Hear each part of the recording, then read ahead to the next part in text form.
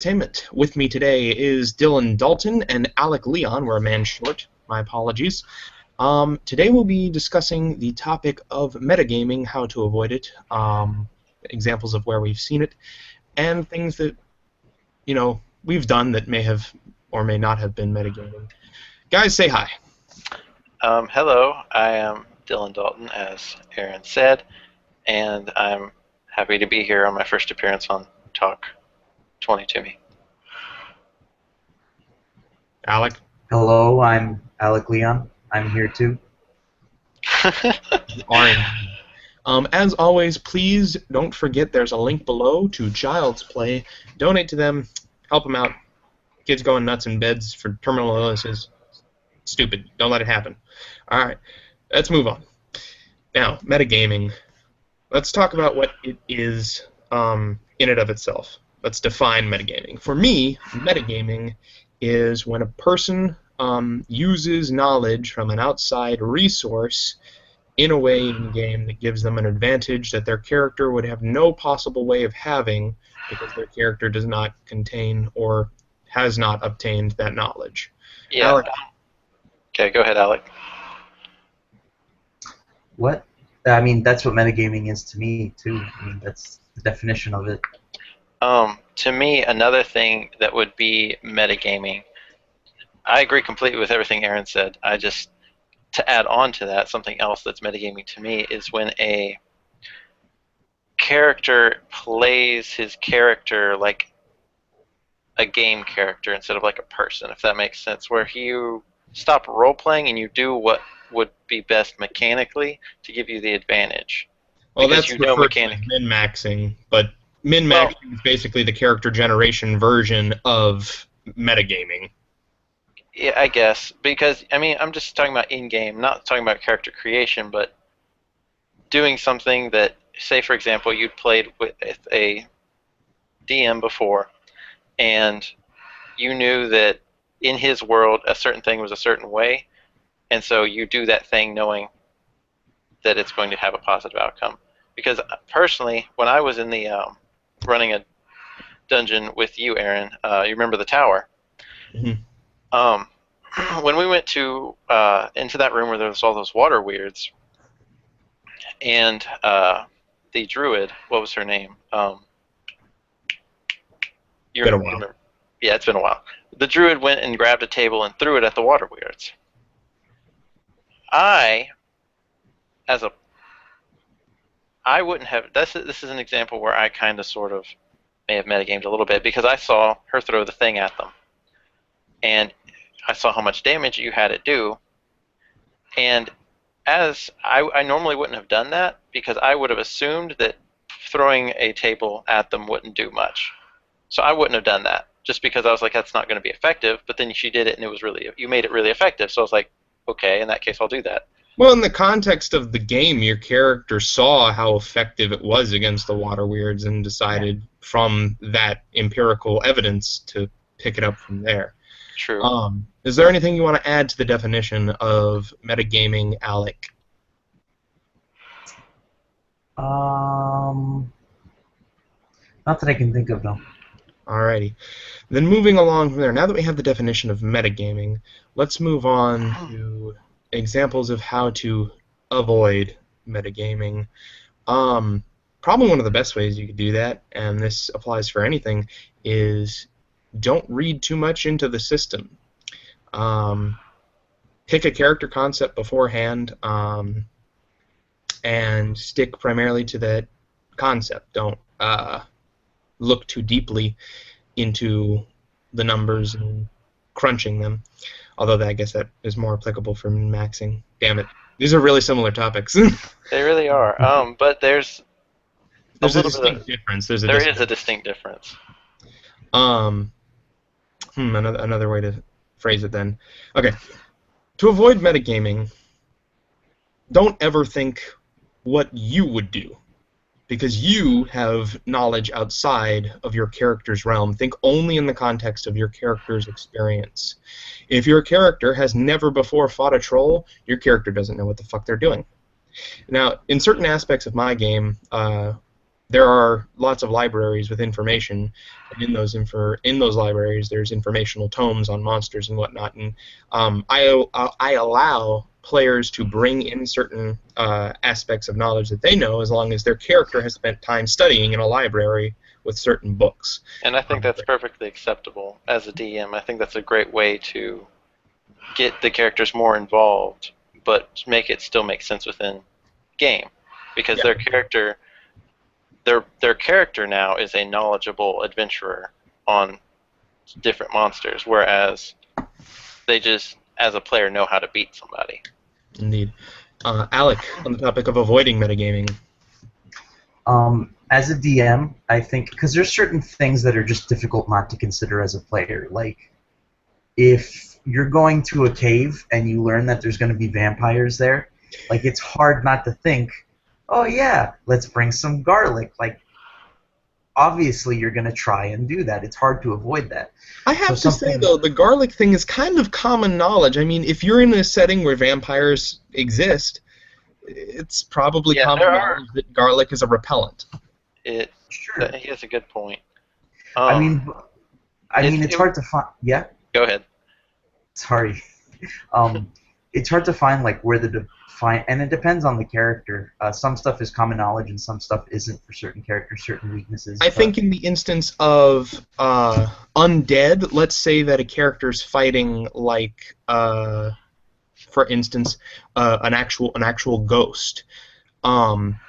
They might know that silver is effective, but they wouldn't know that cold wrought iron is effective, because that's an elusive element that actually isn't really commonly talked about or discussed in even average everyday settings. I mean, people who watch Supernatural probably know that, but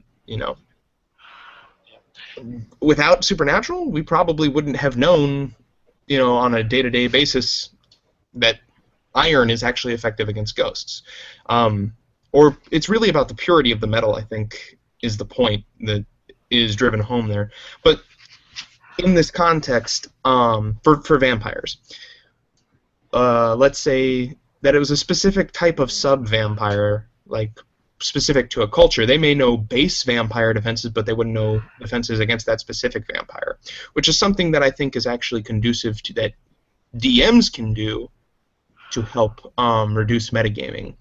Take a classic monster and look up variants of it, because then you're doing something that adds a little bit more flavor to your own world and keeps from the players actually knowing themselves and them using it through the character's knowledge. Yeah, I think that adding customizing your opponents, giving them things that aren't by the book necessarily, but still within reason, is a good way to avoid metagaming, because then they can't metagame if they want to, and if they try to, it can end up blowing up in their face. Exactly. I've actually done that on several occasions. Another thing I think would help is, Aaron, when I first met you and you were telling me about your game, you explained to me a lot of the lore and whatnot, and I think I have asked you multiple times how much of it is common knowledge. Establishing what is common knowledge for your world with your players should help them know what their player would know, because I think a large reason some people metagame is just because they don't know what their character knows. So if they understand what the confines of their character's knowledge, it's easier for them to play that character accurately. Alex, speak. You're being so silent.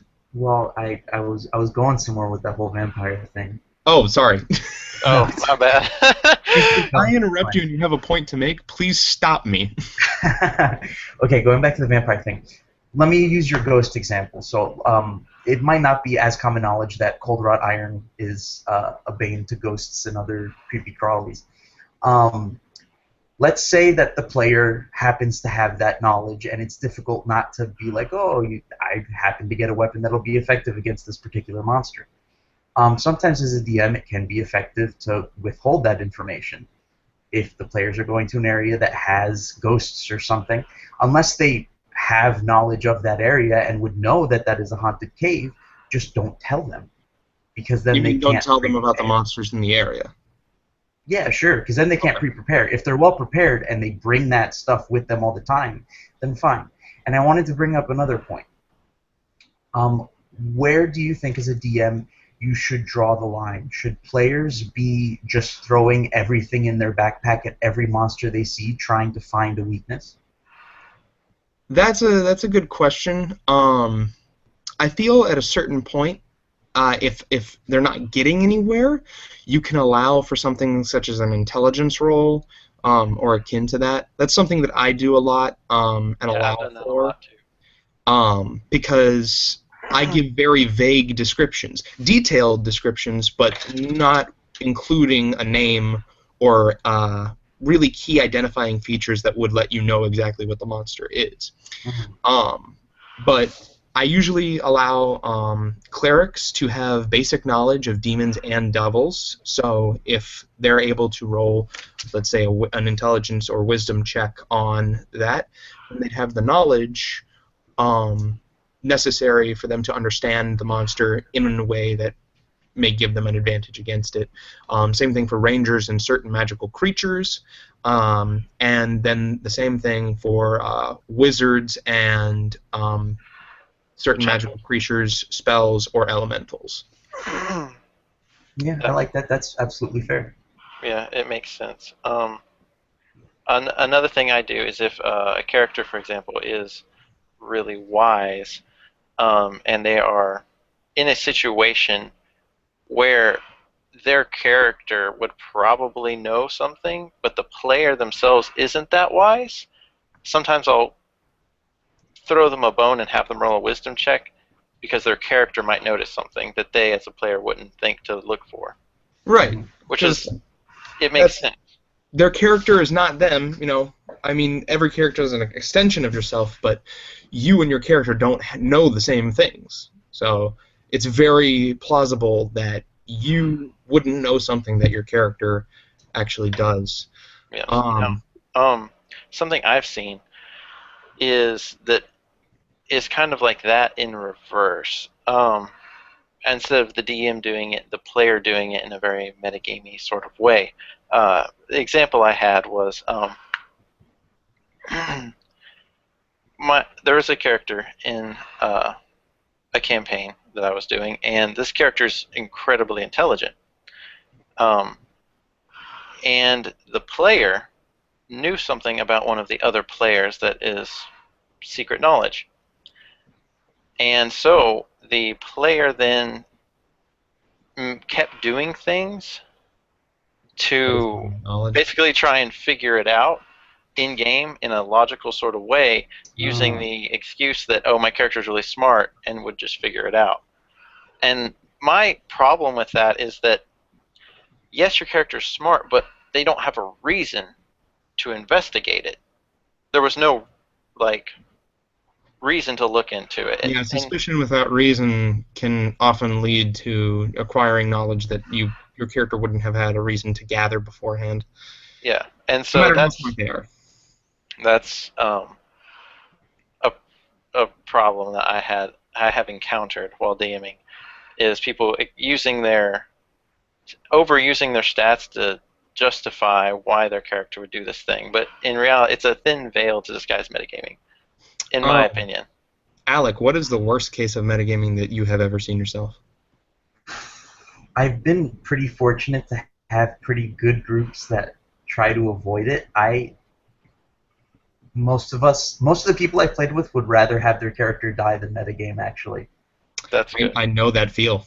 I know that Yeah, feel. and I I've done would it. too. I've done so many detrimental things to my own characters for the purpose of staying in character. And every time I do it, I feel this twinge in my heart like, no, you're gonna die. But I have to do it because it's not me, it's the character doing it. Exactly. And that is exactly how it should be. Um, Now, a quick topic that I would like to address is DM's metagaming. I have seen this happen before in campaigns I've played in where the DM will use his player knowledge against the player. And it has made the playing that campaign very, it takes away a lot of the fun from it because all of the NPCs have this omnipotence to them. They just know everything, and you That have to try. sucks. And you have to try so hard to get out of stuff because the DM knows what you did, and he's trying to, and he's using whatever excuse he comes up with to make a reason why they would do this. But you can tell that there shouldn't be that. Yeah, there shouldn't be that much. Like they shouldn't have reason to suspect you so much. I didn't see this very strongly in your campaign, and I appreciate that. Well, And I I just wanted to avoid warn it at all against it. costs. There's very tiny tinges of it, but that's with usually with characters who are somewhat omnipotent. Yeah, exactly, and that's fine. Um, and that's okay for characters that are like godlike characters and know all of this information. But it's not so cool when it's like, oh, you did a Every other crime, character. and the guards just happen to, want to search. They're like, hey, you look funny, and so they want to like hassle you or whatever. Hmm. For me, the worst case of metagaming I've ever seen was actually because of a tool that I used, and it's my own fault. It was Roll20. Like half of the surprises in the Tower of Dien Solis were ruined because of the lighting fixtures, and I was just so pissed off. What do you mean it was ruined because of the lighting fixtures? I was new to the lighting system in Roll20, and I tried setting it up, and I didn't do it adequately. Suffice it to say, it just showed things that shouldn't have been shown, and then players acted as though, they didn't want to do something when before they were bold and brash, you know. And that pissed me off because they know that their character doesn't think like that. Yeah. And the only reason they're doing it is because they saw the example.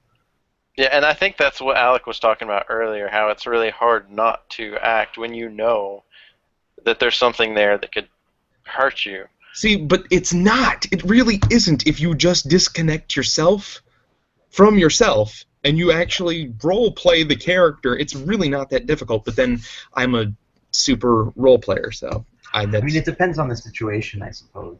Like, if something's gonna, Yeah. if something might kill my character, I don't mind as much. But if I don't know the weakness to a monster and it's gonna take us like an hour to beat it because of it, I might be tempted to metagame Well, just a little that's bit. not even your fault, though. That's more mechanics issues. If it takes you an hour, there might be a problem with either the design of the fight or the players. It's just that's a different thing altogether. Um, Now let's talk about times where we have seen ourselves do a little metagaming. When I was younger, I am ashamed to admit it. I read modules whilst playing Ooh, through them. I was a no little way. cheating dick bastard. How's it even fun at that point? Well, see, I was like 10 or 11, and I was just starting to roleplay, and I wanted to outsmart my dad just to be a dick. I see, but that's a little different because it's your dad. Like, Right. you want to outdo your dad. And I was a little kid too, so Yeah. it was completely different. And so I read parts of the module Pretense, and I was just like, And I think that's how do I fuck with this situation? And I was a pretty crafty little bastard. But then there were things that he did that I noticed that were different, and I was almost positive he did it because he knew something was fucked up. yeah. And I was going to say that that goes back to what you were saying earlier about modifying things, Mhm. because I think that as a DM, it is one of our responsibilities to maintain control of the game, and not like we want to like, oh, we have to be in charge of everything, and not like that, but you should know what's going on and you should maintain the balance of the game. And Mm. if you see that a character is clearly metagaming like that, you need to find a way to bring it into balance that isn't outrageous and just like, Punish them severely. yeah, that isn't just too stupid. Because that's a struggle I have as a DM is when I know that the game is out of balance, how do I bringing it back into balance without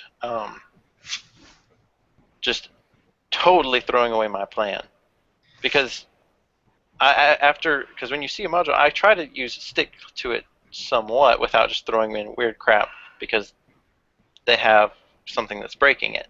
Does that make sense? Yeah. Sure. Alec? What Example times of a have time you? you've metagamed. Okay, yeah, I do have one, and I don't know if you'd consider this metagaming or just bad role playing, but there was a particular instance where my character had been knocked unconscious, and it was in the middle of like a city being raided by like a dragon. Um, so in the middle of all this like hecticness, my character gets knocked out, and I was nudging players around the table to go stuff a little food in his mouth to see if I could gain some HP. Even though my character was unconscious, I could not signify that he needed any help. I was still kind of like nudging people to go help him. Would you consider that metagaming? A little bit, but I mean, that's more of a symptom of boredom. Yeah, like that's not as I mean, bad because also you're doing it in like a jeering sort of way. You're just like, hey guys, need some help over here. It's not like you're actually telling them, hey, my guy needs help. Also, were No, there I was flat characters out. around you that could have seen you fall? Yeah, yeah, sure. Well, then that's technically fine in the purposes of what you were doing because, I mean, they were there. They could have seen you fall, so that's not a huge. Yeah, it's I, not. They wouldn't necessarily know what you needed exactly, but they would have been aware that you were in trouble. exactly. And Dylan, a time where you have metagamed. Okay, time where I have metagamed.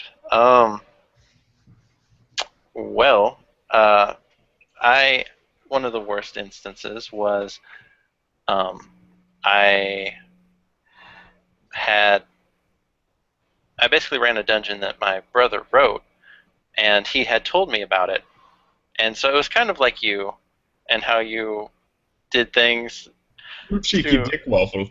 basically. But in my defense, though, I didn't actually read the dungeon like you do. But he just told me about it because he's my brother and he's excited. And it was, like Alex said, very difficult for me not to do things. Mm-hmm. Like there was this one room in the dungeon where I knew that there was a trap on the floor. And it was a giant, like, spike pit. And I'm like, what would my character do in this situation? And it was the hardest thing because literally we walked right into it. All but one character fell straight into the spike trap. Like our entire party. We almost all died. It was terrible. And it was mighty brave of you to fare the spikes. it was sad. But this is the metagaming part of it. My character is extremely tanky. And I knew that I could survive it because I know how strong the trap was. Well, even in that scenario, it's not nearly as bad as if you had straight up tried to avoid it. Yeah, because like I was like, he'll be fine, because I know how many hit points I have and how much damage it can do, and I'm just like, I'll be good. I'll be Did good. it kill you? It didn't. It didn't kill me, but it nearly killed most of the party. And it was pretty bad. And I just kept it to myself that I knew it was there. That being said, I'm actually glad that I did read those modules though, because as a child, that was the first instance I ever had of seeing game design in the format that I wanted to do it today. So me being a cheating bastard developed into my love for tabletop gaming and game design. And I'm okay with it now. I don't do it anymore because that's fucking terrible. But it was an important moment in my life. Well, that all being said, I believe that we've covered the topic of metagaming rather well. Closing statements, boys. Dylan, start first. In general, about metagaming, I would just say, one, do your best not to do it. Seek ways to, if you know you have a tendency to, try to find ways that will keep you from it. Accountability to self-check yourself as well as, and talk to your DM. Let him know situations that are going to make it harder for you and try to work something out where it's not going to be an issue. Alec? As a DM, sometimes it's good to try to limit knowledge to your players to avoid situations like that. Sometimes a little fiddling can be okay if the system is working against you. Um, but otherwise, try not to do it. It makes the game less fun, and no one wants that. That being said, my final words on the topic of metagaming, it isn't great. It detracts from the experience. You're supposed to be experiencing the story, and if you have to do that through basically what is, I mean, it's kind of not exactly what one would define as cheating, but it's cheating. Then you're missing the point. You aren't meant to succeed every time because role-playing games are meant to emulate real life, and that's why there are dice there, because there is always a chance for failure, and you should leave it to the dice to decide whether you succeed or fail, not your knowledge. And from all of us here at Table Knights Entertainment, don't forget to donate to Child's Play and roll on.